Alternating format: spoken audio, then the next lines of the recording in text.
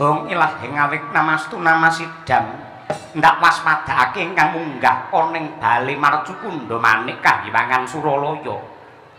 Iki widodari panggoda pangrencana Bathari Durga ingkang sowan padha winantu Basuki anggenmu prapta permuni.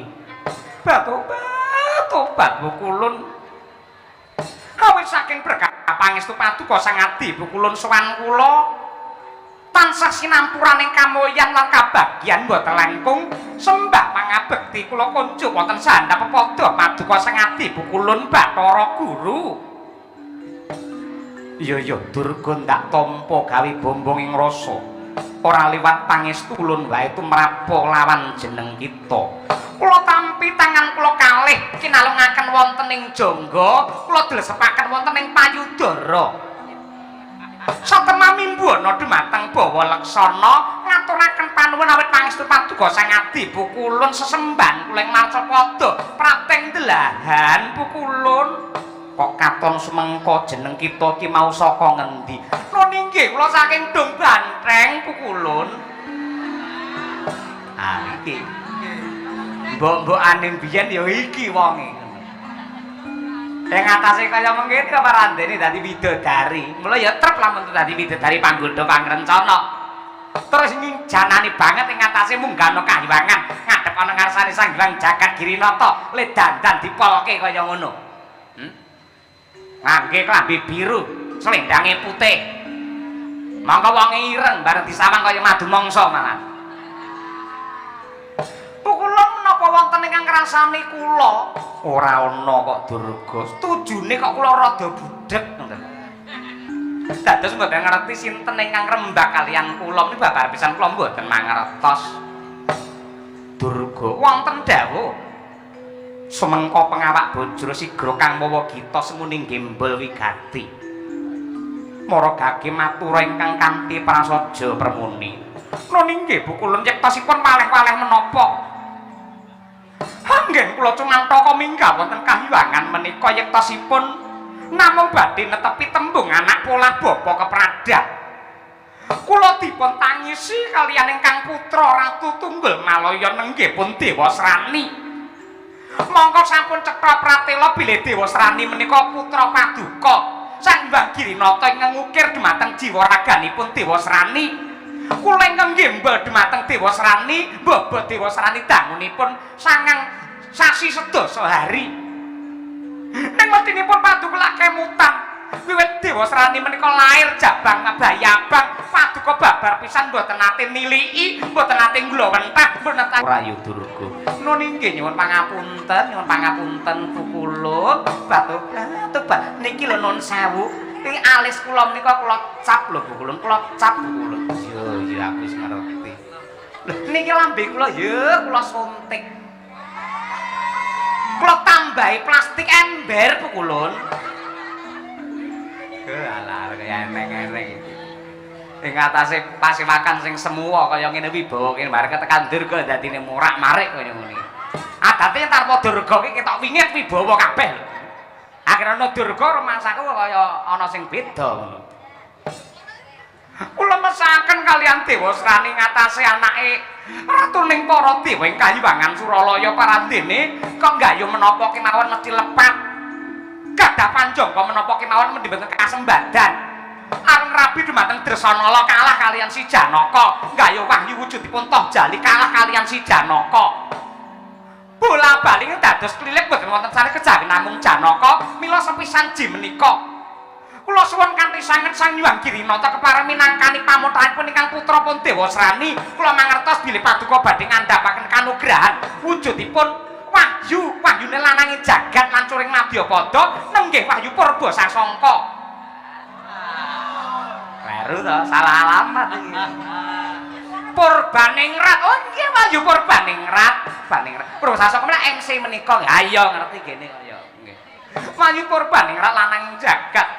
Sepisan ji menika kula triwelas dhumateng ingkang putra pun anak kula Dewasrani amargi Dewasrani sumpah sampun prasetya menawi taun menika mboten saged anggadha wahyu Purbaningrat badhe dipun entengaken lampus diri kendhat tali murda suda salira pejah Bukulun. Sagyatri sang kapirang rinangkul kinempit-tempit dosang regnaning bawana ya tukang walang abdi astung para sidam sekaring bawana langgeng Durga wonten dawuh ana tetembungan sak galak-galak ing Sardula ora ana sing kalu gaglak karo gogore dhewe Bedayapa ulun gati tetungguling para Jawata Nyakrawati mbau dendha disembah wong sak jagat nanging lamun ta putra ulun kapitunan mula bakale ulun pinangkani pamutahe Dewa Srani tetepe Wahyu Purbaningrat bakal ulun paringake marang Ratu Tunggul Malaya anakmu Dewa Srani matur nuwun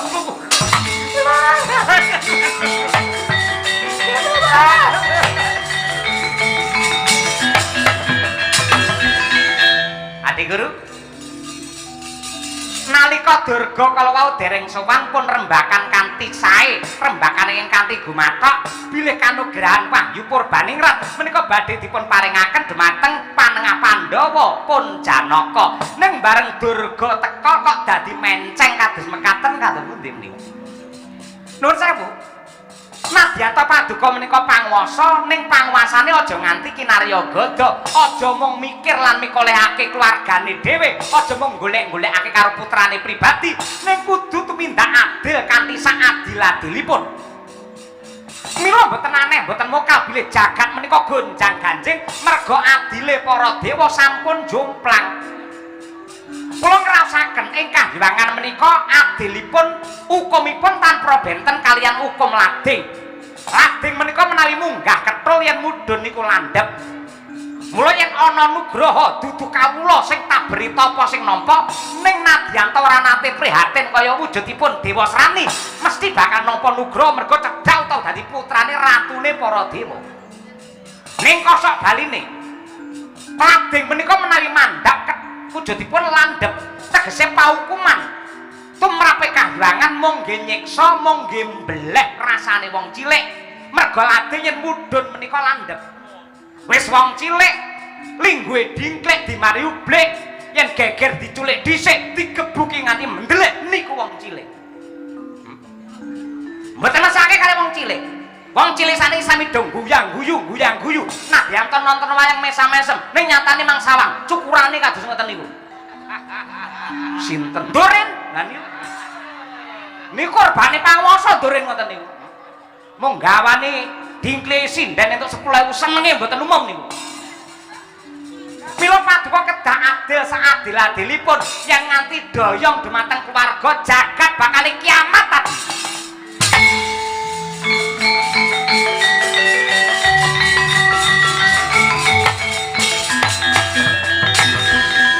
Kakang Narada punapi ingkang waosi wonten kahyangan menika sinten Adi Guru Paduka dapuk dados menapa patih Paduka utawi kami tuwaning para dewa kula menika kami tuwa dados kami tuwa sampun kula mulyakaken mulya apa kami tuwa bengkoke teng padolan terus nek mulya pripun nuwun sewu kula kalian Paduka menika ngibaratipun kereta jaran sak kusiripun leres kereta jarane kula kusiripun Adi Guru ning menapa kok sak mangke wonten kereta jaran mboten manut kalian kusiripun merga karo kusire arep dicemplung ning joglangan mila mboten saged kula mboten purun nglampahi Kakang Narada wonten dawuh kula kalian Paduka menika ngibaratipun keris lan rangkanipun inggih leres Paduka kerisipun kula rangkanipun kenging menapa wonten keris badhe mlebet teng rangka kok rangkanipun boten purun merga kerise bengkong keris riyen bengkong dilebokke teng rangka ngrusakke bekakas sakit Yayi sakit sangat Yayi aduh sakit Yayi yang pancen Paduka mboten kepareng ndahar atur ulun sinten kemawon ingkang boten condong lan rumajang kalian keputusaning Bathara Guru saged nilaraken kahyangan Suralaya. Nah, iki sing tanteni.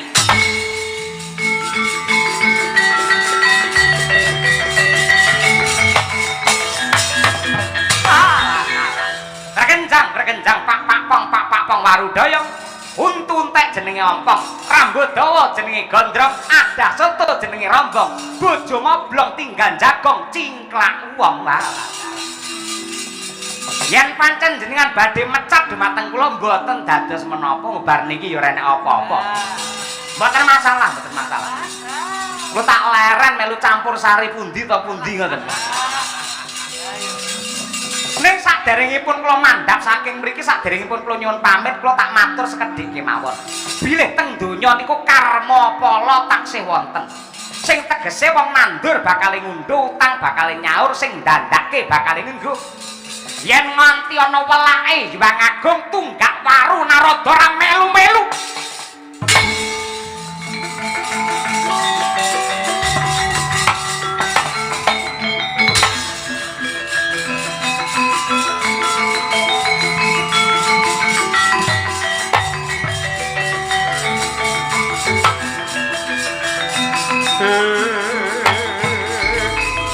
Lewar ngawur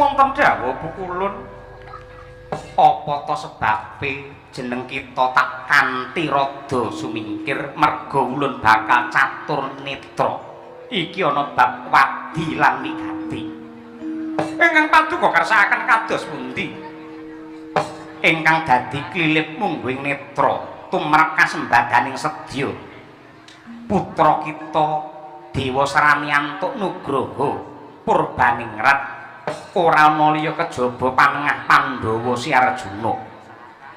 Mula kang mangkono printahna klawan Dewa Srani supaya gelem budidaya mateni si Janaka. Miat langening kalanggana klar pantamuntar tinon lir kekonang surem sorotetan padang kasor lan pacaring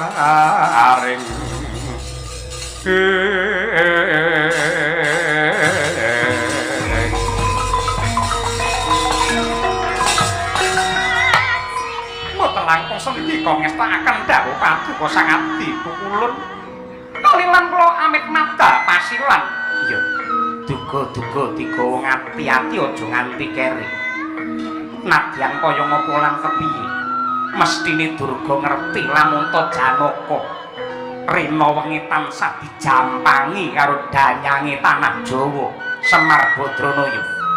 Nun inggih kula mangertos nyuwun pamit nggih Bukulun.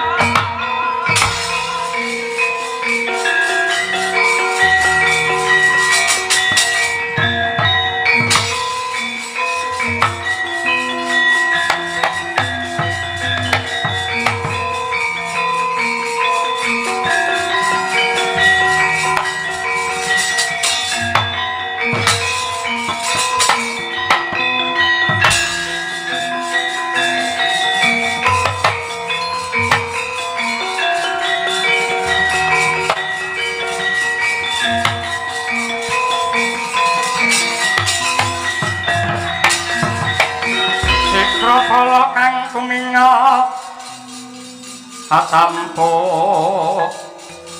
samya medali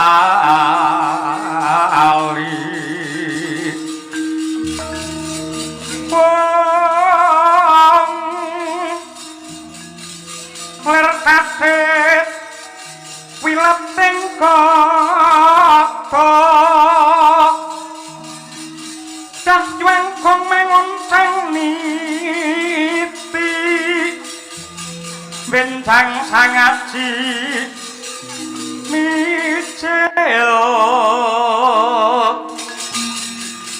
matinya ngedali wuwus terus Surawiloka kaya putra singa pragil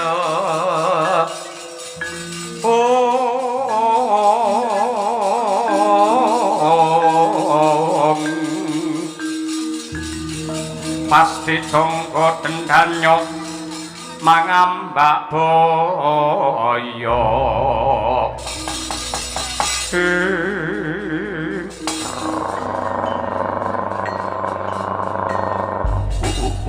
latar Kakang Dewa Srani amiji marang adhimu Kala Durgangsa aku nyadong dawuh Kakang Prabu Kala Durgangsa apa to darunane kuwi adoh ndak awe cedhak saya ndak raketake merga nebab wigati ing bakal ndak dadak kowe sak Wadyabala Tunggul Malaya aja kok kendhone anggenmu dandan kepara malah kenceng ana siaga ing diri sawiga ing gati budhal marang telenging samudra nugraha gedhe bakal ndok tampa lamun to kowe bisa cilik njugarake gedene mateni panengah Pandhawa Arjuna nggene tapa ngambang ana tengahing segara ora liwat mung bakal ngestake dawuh budhale besok kapan nadyan to sambung obor colok lintang rambatan pundak Wadyabala dibudhalake dina iki candrane kaya mliwis ingkang mungsung banyu ngestake dawuh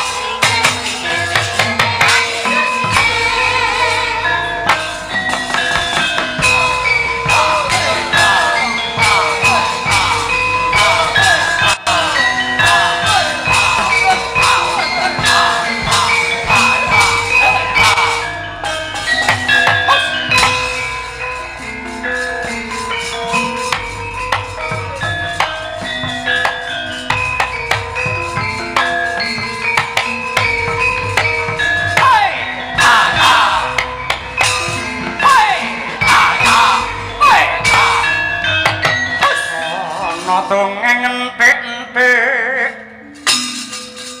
si penunggal patek nono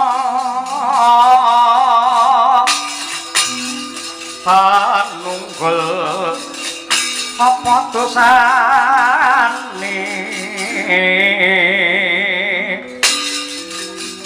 maning kulisa sama aja di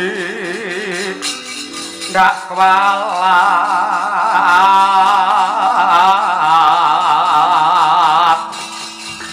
lah iya bener kandamu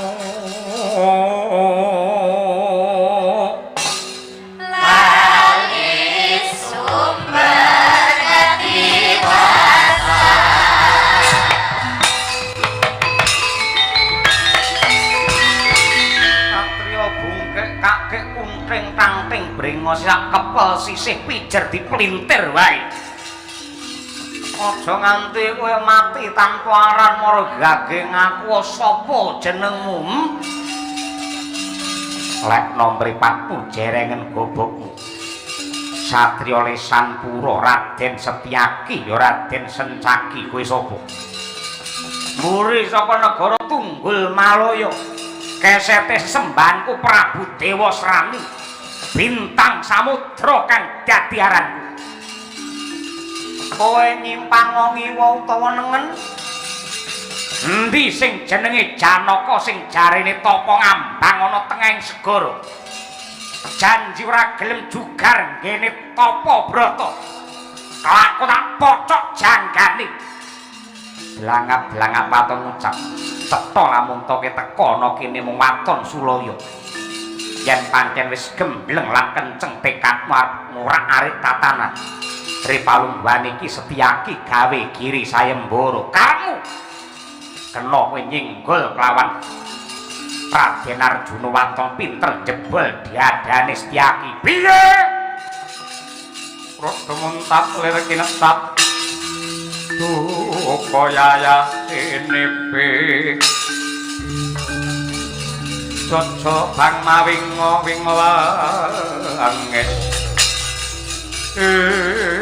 sugih kendel bondo wani legan golek momongan bukunuk golek pasangan merangi tatal grajiam maju jangkah tanganku ndarep nergadam ora cepat igamu nglayang nyapa tak guroni batangmu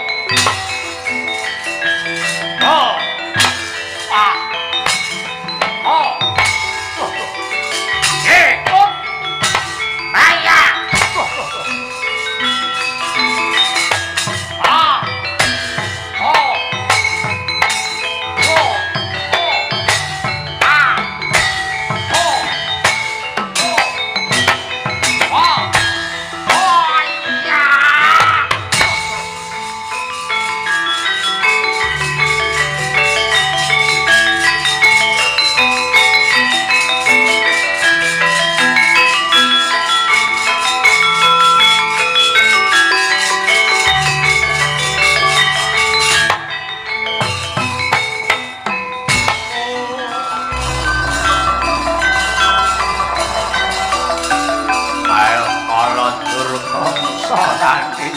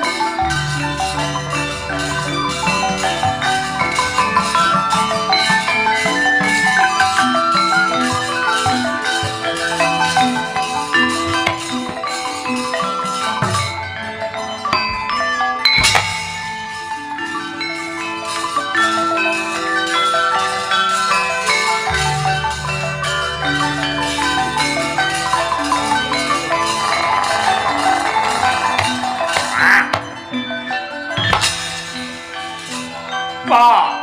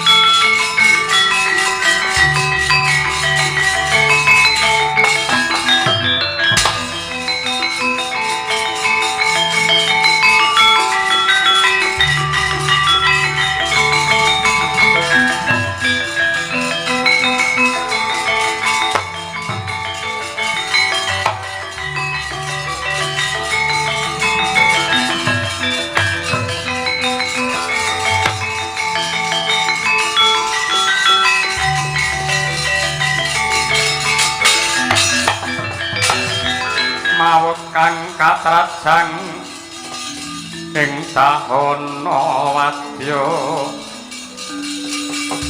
sangkep kaprabon prang kang abramarkata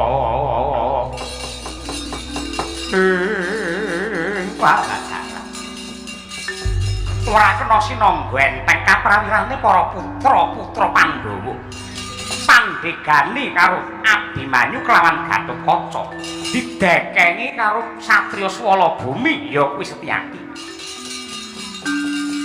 yektine muspra tanpa guna ibarate rebut balung tanpa isi yen mung nglanggati kelawan bayi wingi sore nadyan ta saka kaduwan tak sawang kae katon Janaka anggene tapa ngambang ana tengahing segara dasare Dewa Srani wis pinaringan kadigdayan liluwih sifat kandel minangka piyandel jemparing Kiai Sampar Angin kira-kira isih duwe daya apa ora peparinge Kanjeng Ibu Bathari Durga yen jemparing Sampar Angin tak tibake ana kuwandane Arjuna kira-kira mawut dadi lebu apa malah kendang kapracondang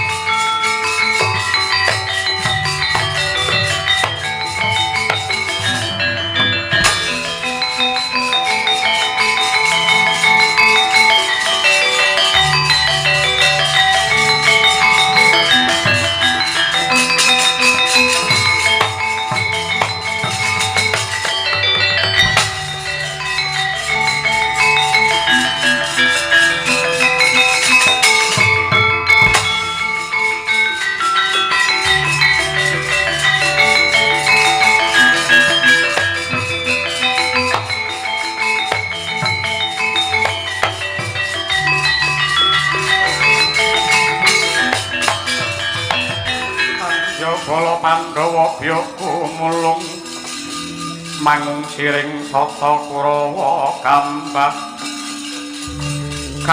ungkih srukati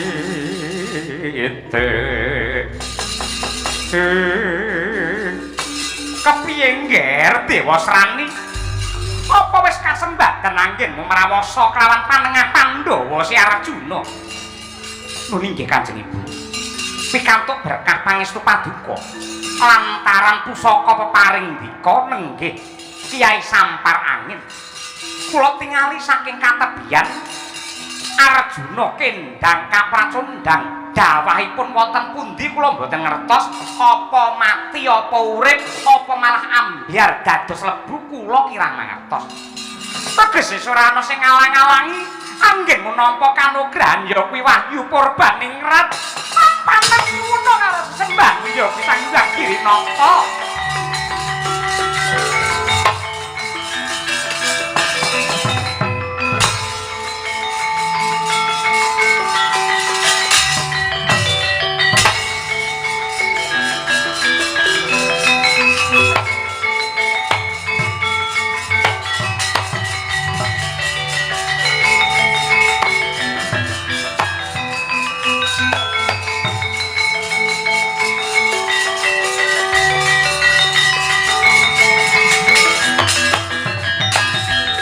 pinangko kinempit-kempit dosang reknaning bawana ya si tukang walang ati aduh paman sadar pisan kula mboten duga mana bilih wonten lampan ingkang kados mekaten anggenipun Kanjeng Rama Yuga Brata dereng wonten tandha-tandha pikantuk nugraha parandene malah nemahi lampahan ingkang pait kados mekaten kendang kapracundang boten ngertos dumugi pundi purakipun Angger Abimanyu kula suwun sampun ngantos pasumelang ing penggalih lelampahan menika mboten badhe rampung menawi namung dipun tangisi lan dipun geduni paduka kagungan pepunden socaningrat oboring jagat Sinuwun Prabu Ndarawati bab menika prayogi dipun sara widhekaken dhumateng panjenenganipun